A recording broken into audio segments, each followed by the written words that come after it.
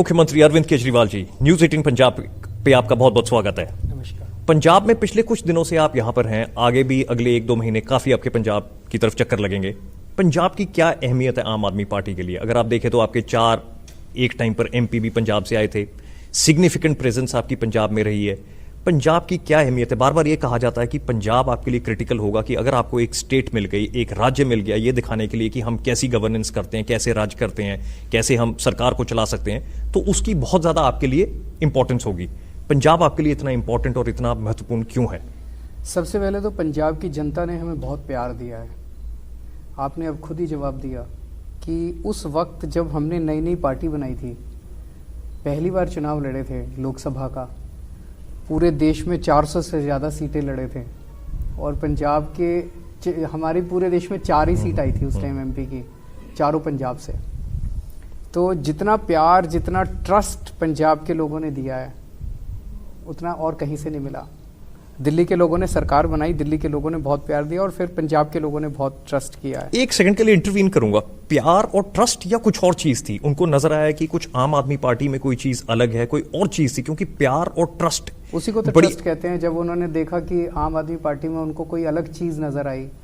दिल्ली वालों ने सबसे पहले क्यों दिया हमें वोट? उनको लगा कि ये लड़के अच्छे हैं यार, ईमानदार हैं, देशभक्त हैं, थोड़े जिद्दी हैं, मानते नहीं हैं लेकिन देशभक्त हैं। यही पंजाब के लोगों को लगा कि अलग है। आज 7 साल के बाद वो ट्रस्ट और पक्का हुआ है क्योंकि अब उन्होंने देख लिया कि उन्होंने दिल्ली चलाई है। पंजाब से दिल्ली आते जाते रहते हैं, बहुत लोग आते जाते रहते हैं दिल्ली से पंजाब, पंजाब से दिल्ली।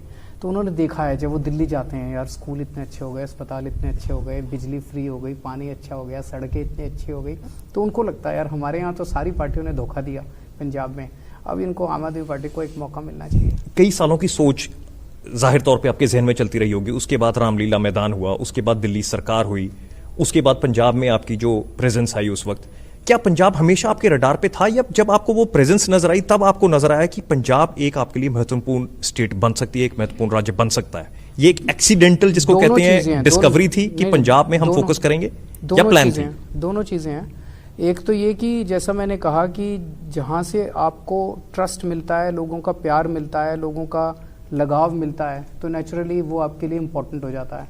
तो पहली बार में ही, पहले लोकसभा चुनाव में जब हमें 4 सीटें मिली तो एक नेचुरल पंजाब के साथ वो लगाव था शुरू से। दूसरा, दिल्ली के अंदर अब जो गवर्नेंस हमने की है, जो हमने काम किया है, उसको लेके पूरे देश के अंदर एक आकर्षण है आम आदमी पार्टी का। हमारा संगठन उतना बड़ा नहीं है कि हर स्टेट के अंदर हो अब, लेकिन संगठन बना रहे हैं। तो इस बार जैसे हम चुनाव लड़ रहे हैं, बाकी राज्यों में भी लड़ रहे हैं, गोवा में भी लड़ रहे हैं, उत्तराखंड में भी लड़ रहे हैं, लिमिटेड तरीके से उत्तर प्रदेश में भी लड़ रहे हैं, हर जगह चुनाव लड़ रहे हैं हम लोग। तो पंजाब में भी लड़ रहे हैं, हर जगह चुनाव लड़ रहे हैं। आप पहले जब पंजाब आए आपने बिजली की बात की, दूसरी बार पंजाब आए आपने सेहत की बात की, आपने कल महिलाओं के बारे में बात की। आपने ये कहा कि हम 1000 रुपए देंगे हर महिला को जो 18 साल से ऊपर की उम्र की होंगी। क्या ये हर महिला को 1000 रुपए दिए जाएंगे या इसमें कोई क्लॉजेज होंगे, कोई आप फॉर्म भराएंगे, कोई इसमें किंतु परंतु होंगे, कोई टर्म्स एंड कंडीशंस होंगी, या हर किसी को ब्लैंकेट 1000 रुपए अगर वो महिला है पंजाब में 18 साल से ऊपर? इसके बारे में अगर आप हर महिला को मिलेगा, चाहे वो अमीर हो, चाहे वो गरीब हो, अमीर हो चाहे गरीब हो, चाहे वो एक आईएएस ऑफिसर की वाइफ हो। चाहे अगर कोई महिला कहती है मुझे जरूरत नहीं है, वो अलग बात है। अच्छा। लेकिन सरकार की तरफ से ऑफर सबको किया जाएगा। एक घर में मान लो 4 महिलाएं हैं, उन चारों को मिलेगा। ऐसा नहीं कि एक घर से एक महिला को मिलेगा, उन चारों को मिलेगा, सबको मिलेगा। और जिनको ओल्ड एज पेंशन मिल रही है उनको पेंशन के अतिरिक्त मिलेगा। तो आप ये कह रहे हैं कि 100% हर किसी को मिलेगा 18 साल से ऊपर। उनकी मर्जी होगी, अगर कुछ लोग ये समझें कि उनको इसकी जरूरत नहीं है, शायद ये पैसा कोई और इस्तेमाल कर सकता है, तो वो उसको छोड़ सकते हैं, लेकिन अदरवाइज आपकी तरफ से हर किसी को मिलेगा, ऑफर की जाएगी हर किसी को। बिजली के बारे में भी आपने अनाउंसमेंट्स की। आपने बिजली तो हमने करके दिखाया दिल्ली में 73% लोगों की बिजली मुफ्त है और 24 घंटे है। 24 घंटे बिजली आती है, क्वालिटी पे कॉम्प्रोमाइज नहीं है, और 73% लोगों का बिजली का बिल 0 आता है। पंजाब में भी करके दिखाएंगे। इसके बारे में मैं आपसे पूछूंगा कि इसके फाइनेंसेस कैसे काम करते हैं, लेकिन अगर हम इसकी बात करें कि जैसे आपने बिजली की बात की, दिल्ली में करा ना, पंजाब में भी कर देंगे। फाइनेंसेस मेरे ऊपर छोड़ दो। जैसे ही आपने बिजली की बात की, थोड़ी देर के बाद चन्नी सरकार ने भी कह दिया कि हम भी बिजली का जो दर है कहीं पर कम कर देंगे, कहीं पर बिजली को मुफ्त कर देंगे। मैं अभी आ रहा था, चारों तरफ होर्डिंग लगे हुए हैं, बिजली मुफ्त कर देती। मैं आपसे पूछ रहा हूँ, आप तो पंजाब में रहते हैं, आपकी बिजली मुफ्त हो गई? बिजली का बिल 0 आता है आपका?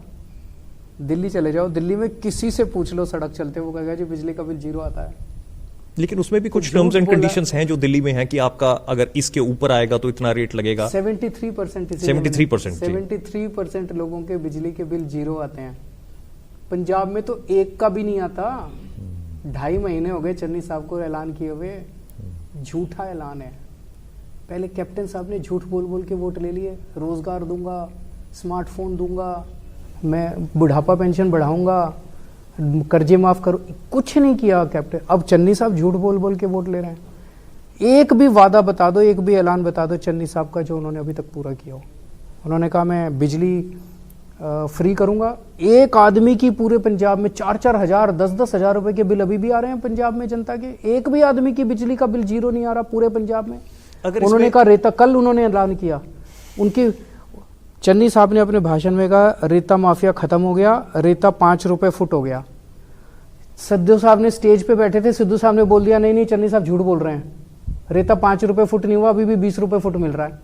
उनके अपनी पार्टी के अध्यक्ष उनको स्टेज पे बोल रहे हैं कि झूठ बोल रहे हैं चन्नी साहब। और कोई रेता माफिया खत्म नहीं हुआ, चारों तरफ वैसे ही चल रहा है। चन्नी साहब के खब्बे हाथ में रेता माफिया बैठा होता है, सज्जे हाथ में ट्रांसपोर्ट माफिया बैठा होता है। अगर हम बात करें कि पंजाब एक बड़ा राज्य है, उतना बड़ा भी नहीं है लेकिन फिर भी बड़ा राज्य है, टाइम लगता है कुछ चीजों को होने में। अगर मुख्यमंत्री बिजली अगर मुफ्त करना, बिजली मुफ्त करना चाहें, अगर नियत हो, 48 घंटे लगते हैं। मैं सिखा दूंगा, मेरे से सीख लें। 48 घंटे से ज्यादा नहीं लगते। तो क्यों नहीं कर पा रहे? क्यों नहीं कर पा रहे? नियत नहीं है। नियत नहीं है या समझ नहीं आ रहा करना कैसे? समझ भी नहीं है और नियत भी नहीं है। या उसमें कुछ ऐसी चीजें नजर आ रही हैं कि उनको लग रहा है कि ये हो नहीं पाएगा। देखो, मैं आज पंजाब के आपके सारे व्यूअर्स को कहना चाहता हूं, इस देश में बिजली फ्री केवल एक ही आदमी कर सकता है, केजरीवाल। बाकी जो भी कहेगा झूठ बोलेगा। आज कईयों ने, बीजेपी कांग्रेस और सबने ट्राई करके देख ली, किसी से नहीं होती। केवल एक ही शख्स बिजली फ्री कर सकता है, 0 बिजली का बिल, 0 कोई टैक्स नहीं, कुछ नहीं, सर्विस चार्ज नहीं, 0 बिजली का बिल एक ही शख्स कर सकता है, केजरीवाल। बाकी सब झूठ बोलते हैं। अभी इसके बारे में पूछेंगे, इसके फाइनेंस, मैं आऊंगा उसके ऊपर फाइनेंस की, लेकिन उससे पहले मैं ये पूछना चाहूंगा आपसे कि आपने आके पंजाब में कुछ अनाउंसमेंट्स किए, आपने आके बिजली के बारे में बात की, चन्नी सरकार ने उसके बारे में अपनी एक, और दूसरा मैं ये भी कह दूं 24 घंटे बिजली देंगे। ऐसा नहीं कि बिजली फ्री करेंगे तो बिजली के पावर कट, अभी बिजली के खूब पावर कट लगते हैं, दिल्ली में भी लगा करते थे, 8-8 घंटे बिजली जाया करती थी। मैंने खुद खड़े होकर ट्रांसफार्मर चेंज कराए, केबल चेंज कराई।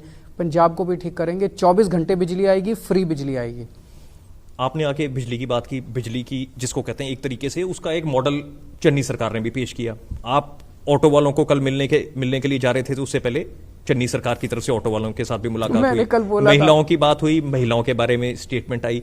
तो आपको ऐसा लग रहा है कि वो आपको फुस करने की कोशिश कर रहे हैं आपकी हर जिसको कहते हैं एक्शन को, या आप कैसे देखते हैं सारी चीज? वो नकली केजरीवाल बनने की कोशिश कर रहे हैं, नकली केजरीवाल, नकली, वो केजरीवाल को फॉलो कर रहे हैं पर है तो नकली ना। असली केजरीवाल कौन है? असली तो ये आपके सामने बैठा है। अभी भी आम आदमी है या अब आम आदमी नहीं? उस पे भी आ रहा हूं मैं, उस पे भी आ रहा हूं। तो ये वादे वो कहते हैं कि केजरीवाल अब यहां पर है, हम आम आदमी है, हम और नीचे हैं अभी इस वक्त। उस पे आऊंगा, वो आपका दूसरा, वो भी अहम क्वेश्चन है। जी। पहली चीज, वो हमें नकल करने की कोशिश कर रहे हैं। मैं आता हूं, मैंने कहा बिजली फ्री कर दी, 48 घंटे बाद उन्होंने कहा मैं भी आज से बिजली फ्री हो गई। अगर हो जाती अच्छी बात थी। अगर पंजाब के अंदर वो बिजली के बिल 0 कर देते, मैं देखिए, मैं तो छोटा सा आदमी हूं, मेरे को कोई सत्ता का लोभ नहीं, लालच नहीं। अगर मैं देखता कि चन्नी साहब जो मैं कह रहा हूं सारे करते जा रहे हैं, मैं हो सकता चुनाव ही ना लड़ता। मेरे को लड़ने की क्या जरूरत है चुनाव? भाई चन्नी जैसा, मुझे लगता है चन्नी अच्छा मुख्यमंत्री आ गया यार, ये सारे हमारे काम कर रहा है, इसी से करवा लेंगे। सारे झूठे वादे कर रहे हैं। उन्होंने कहा मैं बिजली फ्री करूंगा, बिजली फ्री नहीं करी, एक आदमी की बिजली फ्री नहीं करी। उन्होंने कहा रेता माफिया खत्म कर दिया, रेता 5 रुपए फुट कर दिया, वो नहीं करा, उन्होंने झूठ बोला। मैंने आके कहा मैं 15,000 मोहल्ला क्लिनिक बनाऊंगा, उन्होंने कहा मैं भी बनाऊंगा। एक भी बना मोहल्ला क्लिनिक पूरे पंजाब में? 1 हफ्ता लगता है एक मोहल्ला क्लिनिक बनाने में, 20 लाख रुपए लगते हैं, मैंने बनवाए हैं। उन्होंने एक मोहल्ला क्लिनिक बनाना शुरू भी नहीं करा अभी तक, इसका मतलब नियत नहीं है। उन्होंने कहा व्यापारियों को, एक दिन मैं व्यापारियों के बीच में गया, मैंने कहा भाई मैं आपके बीच में आपके डोनेशन मांगने नहीं आया, मैं आपको पार्टनर बनाने आया हूं। अगले दिन चन्नी साहब ने फुल पेज ऐड निकाल दिया, मैं उद्योगपतियों को पार्टनर बनाना चाहता हूं। मतलब वो शब्द भी हमारे केजरीवाल जी, देखिए आप मुख्यमंत्री हैं, आपने सरकार चलाई हुई है, आपको पता सरकार कैसे चलती है। आपने तो कई आप मानते हो नहीं, उनको नहीं चलानी आती? मैं उसके बारे में मैं कुछ नहीं कहूंगा मैं तो मैं ये कह रहा हूं कि आपको पता है कि सरकार कैसे चलाई जाती है, आपने कई चुनाव भी लड़े, आपको पता है चुनाव भी कैसे लड़े जाते हैं, चुनाव में कई कुछ कहा जाता है, सरकार में कई कुछ चलाना पड़ता है। मैं आपसे ये पूछना चाह रहा हूं कि आप सुन रहे हैं कि कैसे कैसे वादे हो रहे हैं, आप भी वादे कर रहे हैं, 3 महीने सरकार के पास पड़े हैं, क्या वो वादे वाकई में चाहे जितनी मर्जी मंशा हो, आपके पास क्या समय है उनको एक्चुअली इंप्लीमेंट करने का आज की डेट में? आज चन्नी साहब इस्तीफा दे दें, आम आदमी पार्टी अपना मुख्यमंत्री बना देगी, बिजली फ्री कर देंगे 49 दिन के अंदर। दिल्ली में 49 दिन की सरकार मिली थी हमें, चन्नी साहब को तो 5 महीने मिले हैं। 49 दिन में हमने बिजली ठीक कर दी थी, पानी कर दिया था, पूरे दिल्ली से भ्रष्टाचार खत्म हो गया था उन दिनों में, कम नहीं हुआ था, खत्म हो गया था। जिगरा चाहिए, नीयत चाहिए, वो नहीं है इनके पास, वो झूठ बोलना चाहते हैं। उनकी नीयत है तो कांग्रेसी ना, पहले कैप्टन थे अब चन्नी साहब हैं, दोनों एक दूसरे के। नियत एक पार्टी के रग रग में बसी होती है, अगर आप ये कहें कि है तो कांग्रेसी, ऊपर से फ्लो करता है जी, या ये व्यक्ति विशेष होता है कि किस तरह व्यक्ति के विशेष भी होता है, लेकिन ऊपर से किसी भी ऑर्गेनाइजेशन में अब सारे ही हमारी पार्टी के लोग मेरी तरफ देखते हैं। आज अगर मैं भ्रष्टाचारी हो जाऊं, सारी पार्टी भ्रष्टाचारी हो जाएगी। मैं ईमानदार हूं और किसी की बर्दाश्त नहीं करता। मैंने 5 साल में अपने 2 मंत्री बर्खास्त कर दिए थे कैबिनेट से, जरा सा आरोप लगा था, सीबीआई को सौंप दिए थे। तो सबको पता है यार ये बड़ा सख्त आदमी है। आपने कहा हिम्मत चाहिए, जिगरा चाहिए किसी भी चीज को करने के लिए, लेकिन आपने कल एक और बात बड़ी इंपॉर्टेंट कल कही थी जब आप ये 1000 रुपए की बात कर रहे थे कि पैसा बड़ा महत्वपूर्ण होता है, पैसे पर दुनिया चलती है। अब हम बात करते हैं पैसे की। जब आप कहते हैं कि हम ये चीज मुफ्त कर देंगे, ये चीज हम ऐसे दे देंगे, पंजाब का कर्जा ऑलरेडी कई लाखों करोड़ रुपए है, उसके ऊपर इंटरेस्ट ही इतना आ रहा है कि पंजाब वो इंटरेस्ट ही नहीं पे कर पा रहा, प्रिंसिपल अमाउंट तो दूर की बात है। ऐसी स्थिति में जब आप बात करते हैं तो पैसा कहां से आएगा? इस प्रांत की, इस राज्य की तरक्की कहां से होगी अगर हम हर चीज को मुफ्त मुफ्त मुफ्त देते जाएंगे? कैसे करोगे आप ये? पहली चीज तो मैं ये कह दूं, ये जो मुफ्त मुफ्त मुफ्त शब्द से आप पत्रकार और कुछ ये दूसरी पार्टी वाले बोलते हैं ना, मुख्यमंत्री की बिजली फ्री होती है? सरकार में हैं वो, जब तक सरकार में होंगे उनकी बिजली फ्री होगी मेरे हिसाब से एक लिमिट तक। मंत्रियों जो की, भी सैंक्शनड है, जो भी मंत्रियों की सैंक्शनड जो भी अमाउंट होगा, 4-4 हजार यूनिट बिजली फ्री इस्तेमाल करते हैं ये लोग, फ्री बिजली। मैंने अगर आपने कैप नहीं लगाई तो वो करेंगे। अगर क्लॉज ये है कि आपको मुफ्त बिजली मिलेगी और उसकी कैपिंग नहीं की हुई कि ऊपर का दर क्या होगा, तो आप जितनी मर्जी यूज करो, कानून बनाना पड़ेगा उसके लिए। 4-4 हजार यूनिट बिजली मुफ्त मिलती है मंत्रियों को, मुख्यमंत्रियों को। मैंने अगर एक आम आदमी को 300 यूनिट बिजली मुफ्त दे दी, सबको तकलीफ हो गई, सारे चिल्लाने लग गए केजरीवाल बिजली मुफ्त बांट रहा है, केजरीवाल बांटेगा, केजरीवाल दूंगा मैं मुफ्त। जो मुख्यमंत्रियों और मंत्रियों को सुविधा मिलती है, सारी सुविधा मैं अपने आम लोगों को दूंगा। पैसे कहां से आएंगे? दिल्ली में आए, करके दिखाया, यहां भी कर देंगे। अभी कल मैं सुन रहा था इनका भाषण, दोनों का, चन्नी साहब का और सिद्धू साहब का। कह रहे थे पंजाब का खजाना खाली है, पंजाब का खजाना खाली है। किसने खाली करा? तुम्हारी सरकार थी 5 साल से, तुमने खाली करा। उसके पहले 10 साल अकालियों की सरकार थी। तो 15 साल में अकालियों ने और कांग्रेसियों ने मिलकर, आज जब चुनाव का टाइम है, कह रहे खजाना खाली है, खजाना खाली है। किसने खाली करा? इस पे जांच होनी चाहिए। इन लोगों ने मिलकर खाली करा, अकालियों ने और कांग्रेसियों ने मिलकर खजाना खाली करा। हमारी सरकार बनेगी, पहले तो इसी पे जांच बिठाएंगे कि खजाना खाली किसने करा। दिल्ली में जब हमारी सरकार थी तब शीला दीक्षित कहती थी खजाना खाली है, खजाना खाली है, खजाना खाली है। केजरीवाल ने खजाना भी भर दिया और फ्री में भी दे दिया। मेरे को खजाना भरना भी आता है और फ्री भी देना आता है। आपने जो ये बात कही, मैंने पूरा हिसाब लगाया है। रेता माफिया अगर हमने ठीक कर दिया, उसी से आपका इन दोनों का खर्चा, फ्री बिजली का और फ्री ये महिलाओं को 1000-1000 रुपए का खर्चा निकला। ये खर्चा लगभग कोई, आप छोटा मोटा अंदाजा लगाओ, 10 लाख करोड़ के करीब आएगा ये खर्चा। ये कौन सा? ये वाला जो है 10,000 10,000 दोनों मिला के। तो अगर हम 10,000 करोड़ की बात करें, 10,000 करोड़ रुपया, 10,000 करोड़ केवल और केवल एक रेता माफिया ठीक करने से। इसको अगर मैं दूसरी तरफ लेकर जाऊं इसी बात को, तो क्या आप ये कह रहे हैं कि इस वक्त 10,000 करोड़ माफिया के पास जा रहा है? बिल्कुल जा रहा है। पंजाब में 10,000 करोड़ बहुत मोटी रकम होती है। अभी थोड़े दिन पहले कैप्टन साहब का स्टेटमेंट आया था, इतने एमएलए कांग्रेस के रेता माफिया में शामिल हैं। तो अगर आपके एमएलए रेता माफिया करेंगे, अगर आपके मंत्री रेता माफिया करेंगे, तो आप रेता माफिया को कंट्रोल कैसे करोगे? आप अगर ऐसे लोगों को टिकटे दोगे, ऐसे आपके मंत्रिमंडल में लोग बैठे होंगे, तो आप रेता माफिया कंट्रोल नहीं, आप ट्रांसपोर्ट माफिया कंट्रोल नहीं कर सकते, आप शराब माफिया कंट्रोल नहीं कर सकते, आप शिक्षा माफिया, दिल्ली के अंदर शिक्षा माफिया था, हमने खत्म कर दिया, नेस्तनाबूद कर दिया शिक्षा माफिया को। दिल्ली के अंदर टैंकर माफिया था, टैंकर माफिया खत्म कर दिया हम लोगों ने। दिल्ली के अंदर इतने किस्म किस्म के माफिया थे, आज सारे राशन माफिया सब खत्म कर दिया हमने। वहां से पैसा आने लगा है, पैसे की अब कमी नहीं है। पंजाब में मैं आपको यकीन दिला रहा हूं, 5 साल के बाद मैं भी यहीं बैठा हूंगा और आप भी यहीं बैठे होंगे, इसी यहीं पे इंटरव्यू करेंगे। 5 साल के बाद आप देख लेना, सारा कर्जा खत्म हो जाएगा पंजाब सरकार का, सारी गारंटी पूरी करेंगे और खजाना भरा हुआ मिलेगा 5 साल के बाद। केजरीवाल जी, एक चीज आपसे मैं पूछना चाहूंगा कि आप दिल्ली में बैठे हैं, दिल्ली इस बड़े देश की राजधानी है, सारी वहां पर सोच आपको पता लगती है किस तरीके की सोच चल रही है। एक प्रोग्रेसिव इकोनॉमी, एक तरक्कीशील इकोनॉमी में क्या क्या होना चाहिए। ये जो हम बात करते हैं सब्सिडी की कि इसमें हम आपको फ्री देंगे, इसमें हम कम चीज़ देंगे, इसको हम कम दर पे देंगे, क्या ये जर्मनी में हो रहा होगा, क्या ये इंग्लैंड में हो रहा होगा, क्या ये अमेरिका में हो रहा होगा? वहां क्या हमारे को ये मॉडल लेना चाहिए? आपको क्या लगता है? वहां पे इसको सोशल सिक्योरिटी कहते हैं, अंग्रेज इसको सोशल सिक्योरिटी कहते हैं, हर जगह होता है। यहाँ पे हमारे पढ़े लिखे लोग इसको फ्री भी कहते हैं। तो आप ये बता रहे हैं कि ये सोशल सिक्योरिटी वाला सोशल मॉडल सिक्योरिटी आप है, implement कर रहे गरीबों हैं। का, जरूरतमंदों का ख्याल रखना एक आधुनिक वेलफेयर स्टेट की जिम्मेदारी है। उनकी जिम्मेदारी ये नहीं है कि पैसे खा जाओ, पैसे लूट लो, एक एक सड़क में 100-100 करोड़ रुपए कमा लो, बसों की वो कर लो। ये गंदी गंदी बात है। अच्छी सरकार चलाओ, पैसे की कोई कमी नहीं है सरकार में। पंजाब में इस वक्त आप देखेंगे कि कांग्रेस के 2 पावर सेंटर बने हुए हैं यहाँ पर। एक नवजोत सिंह सिद्धू, एक चरणजीत चन्नी है। चन्नी कुछ करते हैं, सिद्धू कुछ कहते हैं, सिद्धू कुछ कहते हैं, चन्नी कुछ करते हैं। इसको आप कैसे देख रहे हैं कि ये क्या हो रहा है? अभी आप थोड़ी देर पहले भी जब बात कर रहे थे, आप इसके बारे में बात कर रहे थे, आपने सिद्धू की कुछ तारीफें भी की, आपने कहा कि उन्होंने इन चीज़ों को उजागर किया, इन चीज़ों के खुलासे किए हैं। भाई देखो, कल इसको कैसे देखते कल हैं? जब हमने उनकी वो सुना सिद्धू साहब का, उन्होंने सच बोला। उन्होंने कहा जी रेता, चन्नी साहब ने कहा रेता 5 रुपए कर दिया। सिद्धू ने खड़े होकर बोला नहीं, झूठ है, रेता 5 रुपए नहीं मिल रहा, 20 रुपए मिल रहा है। मैंने पता कराया, 20 रुपए मार्केट में मिल रहा था। तो क्या गलत बोला सिद्धू साहब ने? जनता की बात उठाई, सही बोला। उन्होंने कहा चन्नी साहब ने, मैंने रेता माफिया खत्म कर दिया। रेता माफिया तो खत्म नहीं हुआ, रेता माफिया तो स्टेज पे ही बैठा था। तो वो तो सिद्धू साहब, सिद्धू एक मिनट, ठीक लगती है? नहीं, हर बात नहीं, मैं उनको उनकी वकालत नहीं कर रहा है, ये ना लिया जाए। लेकिन उन्होंने जो कुछ मुद्दे उठाए, नशे का, बेअदबी का, इनका सबका, वो सही मुद्दे हैं, वो पंजाब के मुद्दे हैं। लेकिन सारी की सारी कांग्रेस उनको दबाने की कोशिश कर रही है। पहले कैप्टन साहब दबा रहे थे, अब चन्नी साहब उनको दबा रहे हैं। सारी की सारी कांग्रेस उनको मुद्दों का समाधान कीजिए, नहीं तो जनता आपको उखाड़ फेंकेगी। झूठे ऐलान मत कीजिए। आपने ये भी कहा कि असल आम आदमी आप हैं।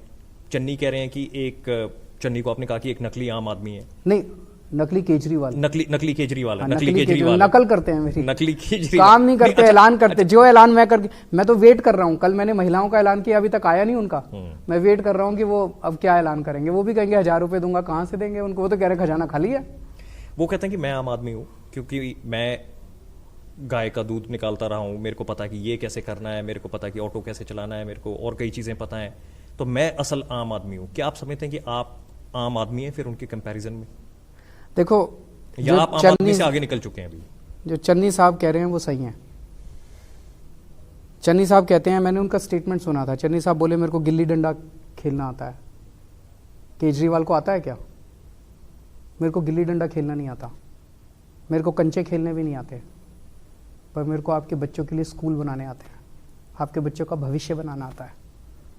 चन्नी साहब कहते हैं मेरे को गाय का दूध निकालना आता है। केजरीवाल को आता है क्या?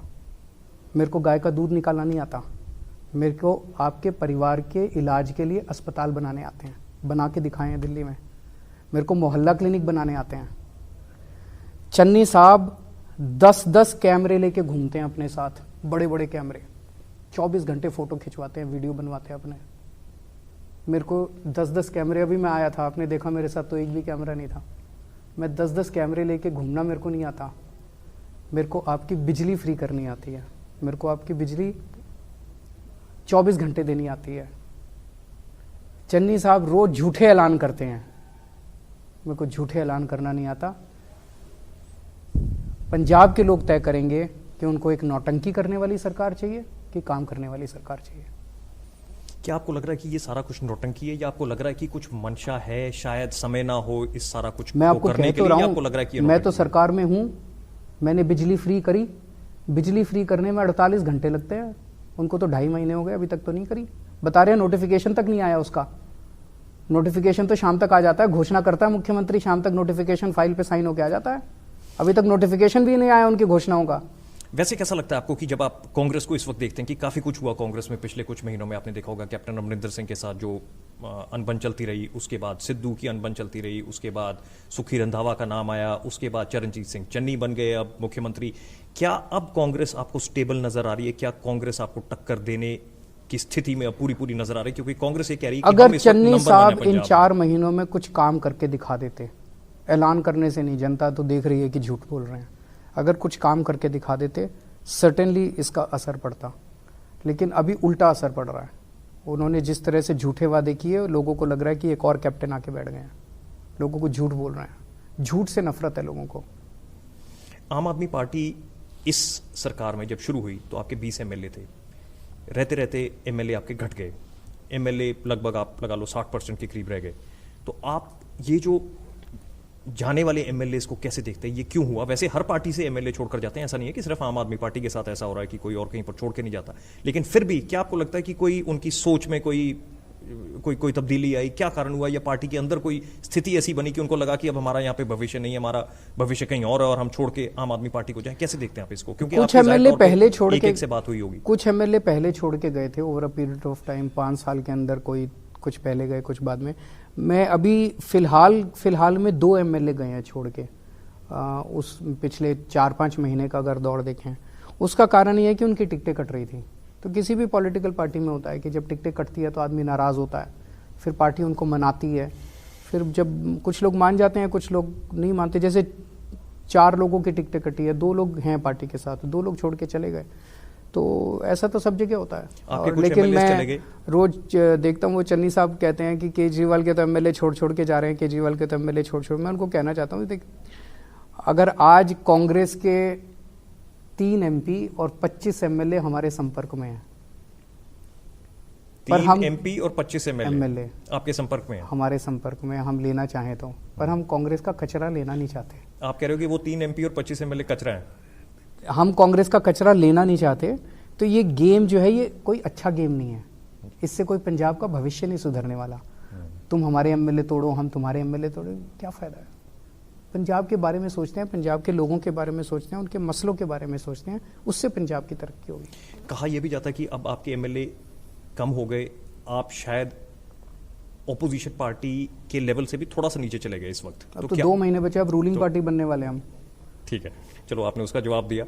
मैं आपसे ये पूछूंगा कि जो इस वक्त आपके जो 10 एमएलए हैं, इन्हीं को आपने टिकटें भी दी हैं, आपकी अभी 107 टिकटें आनी हैं अभी, क्या आपको वहां पर कोई चुनौती नजर आ रही है 107 टिकटें देने में? काफी सारी, बहुत जल्दी अब अनाउंस होंगे।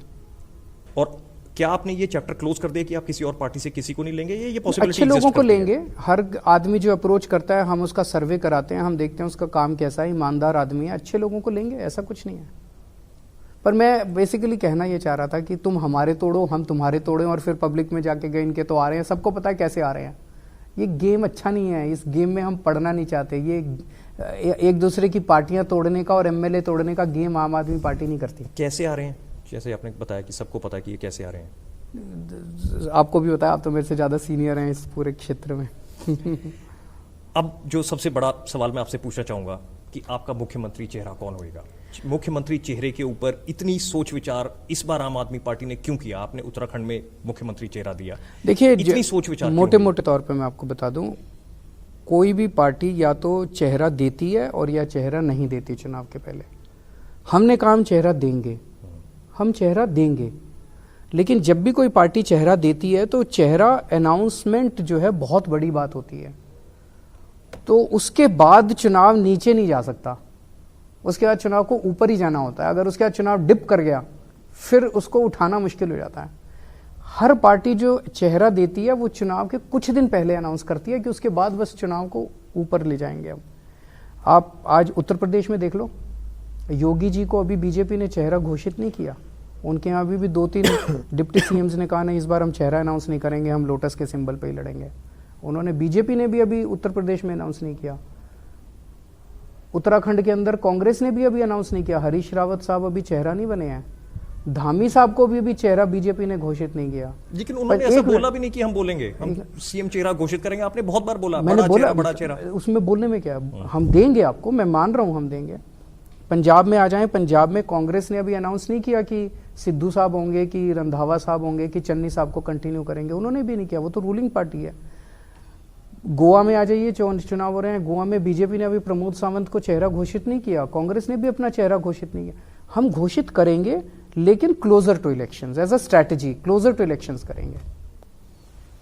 क्लोजर टू इलेक्शंस करेंगे, लेकिन फिर भी आप कैसे देखते हैं कि इस बार इलेक्शन, एक तो क्या पंजाब के ज्यादा स्ट्रेच होकर दूसरी तरफ को जाएंगे, तो अगर हम क्लोजर की बात करें तो शायद 1.5 महीना और लग जाए, 1 महीना और लग जाए आपको अनाउंस करने में, या आप देख रहे हैं कि अगले कुछ दिनों में हम लगभग तय हैं कि हम अनाउंस करेंगे कि हमारा सीएम चेहरा कौन अब एग्जैक्ट डेट आपने 2-3 चीजें तो पहले ही बोल दी, पंजाबी होंगे, सिख होंगे, ये 2 वेरिएबल तो हमारे को पता है। बिल्कुल। अब इसके अलावा अब ये बात आती है कि नाम कौन सा आएगा इन दोनों वेरिएबल्स के ऊपर, आएगा, जल्दी आएगा, जल्दी आएगा। दूसरा सवाल मैं आपसे एक ये पूछना चाहूंगा कि जो एमएसपी की बात हो रही है, जो किसानी आंदोलन जो है, जो कानून है वो वापस ले लिए गए, लेकिन अब एमएसपी की बात आती है, क्या आपको लग रहा है कि एमएसपी एक लीगल गारंटी बन सकती है? एमएसपी लीगल गारंटी नेशनली आप एज ए लीगल गारंटी देंगे तो नेशनली वो इंप्लीमेंट होगी, पूरे देश के किसानों को आप एमएसपी दे सकते हैं? पूरे देश के किसानों को एमएसपी दी जा सकती है। थोड़ा सा इसके बारे में कि कैसे दी जा सकती है? एमएसपी देने के बहुत सारे फायदे हैं और नुकसान मुझे कोई नहीं नजर आता। एमएसपी देने से एक तो किसान को कंफर्म्ड सोर्स ऑफ इनकम मिलती है, सरकार के लिए कंफर्म्ड सोर्स ऑफ खर्चा बन गया। मैं आ रहा हूं उस पर जी। तो सरकार को, किसानों के पॉइंट ऑफ से बता देता हूं, फिर सरकार के पॉइंट ऑफ से बता देता हूं। किसान को एक कंफर्म्ड सोर्स ऑफ इनकम हो गई कि भाई मेरा माल बिकेगा और इतने में बिकेगा, तो उसे पता है कि हाँ इतना मेरा वो निकल जाएगा। अगर हम एमएसपी सारी फसलों पे 23 की 23 फसलों पे नेशनली देते हैं, ये क्रॉप डाइवर्सिफिकेशन में मदद करेगा बहुत बड़े स्केल पे। आज पंजाब की सबसे बड़ी त्रासदी ये है कि 2 फसलें सबसे ज्यादा उगती हैं, कनक और धान। दूसरी फसलें कोई उगाना नहीं चाहता क्योंकि उस पर एमएसपी नहीं है, इन दोनों पे एमएसपी है, और उसकी वजह से पानी जो है पंजाब का नीचे जाता जा रहा है, कंटेमिनेट होता जा रहा है फर्टिलाइजर की वजह से। अगर आपने एमएसपी दे दी, उसे पता है मैं चाहिए उगाऊं, मेरी तो फसल बिकेगी। डाइवर्सिफिकेशन होगा, डाइवर्सिफिकेशन होगा तो क्या होगा, जिस मिट्टी पे जो फसल सबसे अच्छी उगती है किसान वही उगाएगा। आज तो किसान देखता है यार धान पे मिल रही है, तो धान चाहे अच्छा उगता हो चाहे बुरा उगता हो, उस मिट्टी पे ना भी उगता वो वही उगाता है, वो सोचता है यार बिक तो जाएगा कम से कम। फिर किसान ये देखेगा मैं अगर इस पे कपास उगाऊं तो बेस्ट उगेगी, सबसे ज्यादा यील्ड होगी, तो वो कपास उगाएगा। जहां पे किन्नू उगना है किन्नू उगे, जहां फसल उगनी है वो वहीं उगाएगा। तो उसका डाइवर्सिफिकेशन होगा। उसका at a national level government जो है वो फिर डिसाइड कर सकती है कि ये वाली फसल यहाँ अच्छी उगती है, ये वाली फसल किसानों को मोटिवेट कर सकती है, मैं यहाँ इसको उगाऊं, यहाँ पूरे देश के ऊपर यील्ड जो है फसलों की वो बढ़ेगी, प्रोडक्शन इमेंसली बढ़ेगी इससे, एमएसपी देने से। पैसे का जो सवाल आया, तो सरकार पैसा खर्च नहीं कर रही, सरकार इन्वेस्ट कर रही है। मान लो 2 लाख करोड़ रुपए पूरे देश में लगते हैं, लेट अस अज्यूम सरकार ने 2 लाख करोड़ रुपए किसानों को दे दिए, फसल खरीद ली, फसल तो आई ना सरकार के पास, अब वो फसल सरकार बेचेगी तो पैसा वापस आ जाएगा। उसमें नेट नेट जो है, जो पैसा गया और जो पैसा आया, उसमें नेट नेट कुछ प्रॉफिट हो सकता है, कुछ लॉस हो सकता है।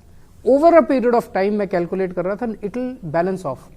10 साल का पीरियड अगर आप लोगे तो एट नेशनल लेवल किसी साल में प्रॉफिट होगा, किसी साल में नफा होगा, किसी साल में नुकसान होगा। तो MSP it is possible, will power, political will अगर हो तो एमएसपी नेशनल लेवल पे दी जा सकती है। आपकी सरकार पंजाब में बनती है, आप एमएसपी इंप्लीमेंट करेंगे यहां पर? इसके ऊपर अभी काम चल रहा है, आपको थोड़े दिन के बाद हम बताएंगे। एक चीज और जो बार बार आती है कि आपके लिए पंजाब इसलिए बहुत ज्यादा महत्वपूर्ण है कि पंजाब में अगर आपकी सरकार बनती है आपको पुलिस मिलेगी पंजाब की, और पंजाब पुलिस अगर आपके पास होगी तो आप उसको एक अलग तरीके से, आप उसको लॉ एंड ऑर्डर के लिए, चीजों को ठीक करने के लिए, बेहतरी के लिए आप उसका इस्तेमाल कर सकते हैं। वो भी एक जैसे 3-4 क्षेत्र हैं जो अभी दिल्ली में नहीं है। जैसे खेती है, दिल्ली में बड़ी लिमिटेड होती है, इंडस्ट्री है, दिल्ली में बड़ी लिमिटेड है। खेती, इंडस्ट्री और लॉ एंड ऑर्डर, दिल्ली में हमने आपको शिक्षा अच्छी करके दिखा दी, स्कूल अच्छे करके दिखा दिए, हमें आते हैं।